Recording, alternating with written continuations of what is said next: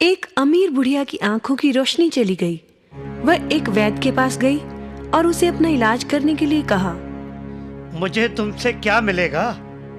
वैद्यराज, मेरे पास बहुत कुछ है, आप चिंता न करें। अगर मेरी आंखें ठीक हो गई तो मैं आपको उचित इनाम दूंगी, परंतु यदि मुझे दिखाई नहीं दिया तो मैं आपको कुछ नहीं दूंगी। ठीक है, मुझे मंजूर है। मैं कल से आपके घर आकर इलाज शुरू कर दूंगा। वैद्य ने इलाज तो शुरू किया, परंतु उसके घर पड़े अच्छे साजो सामान से उसमें लालच आ गया। बुढ़िया को दिखता तो था नहीं, उसने घर से एक एक कर सारा सामान चुरा लिया। अब तो उसने बुढ़िया के घर जाना ही छोड़ दिया था, परंतु भगवान के घर देर है अंधेर नहीं। अचानक बुढ़िया की आंखें एक दिन ठीक हो गईं। उसने पिछवाड़े में दबा हुआ धन निकाला और फिर उसी तरह बढ़िया जिंदगी जीने लगी।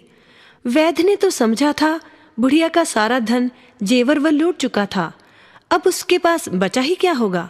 परंतु जब उसने उसी तरह उसकी पुरानी शानो शौकत देखी तो राज दरबार में उसकी शिकायत कर दी। राज दरबार में बुढ़िया ने माना, मैंने कहा था कि मेरी आंखें ठीक हो गई तो मैं वैद्यराज को इनाम दूंगी, परंतु मुझे तो कुछ दिखाई ही नहीं दिया, तो इनाम का। परंतु महाराज, आप ही कहें, जब मैंने आंखें खोई तो मेरा घर फर्नीचर और साज सज्जा के सामान से अटा पड़ा था, परंतु जब मेरी आंखें ठीक हुई तो मुझे मेरे घर में कुछ भी नहीं दिखा। जब मुझे कुछ भी नहीं दिखा, यहाँ तक कि एक बर्तन भी नहीं दिखाई दिया, तो ये कैसे कह सकते हैं कि मेरी आंखें ठीक हो गई हैं? अगर ठीक हो गई हैं तो मेरा सारा सामान कहाँ है? राजा ने बुढ़िया को छोड़ दिया और वैद्यराज से उसका सारा सामान लौटाने का हुक्म दिया।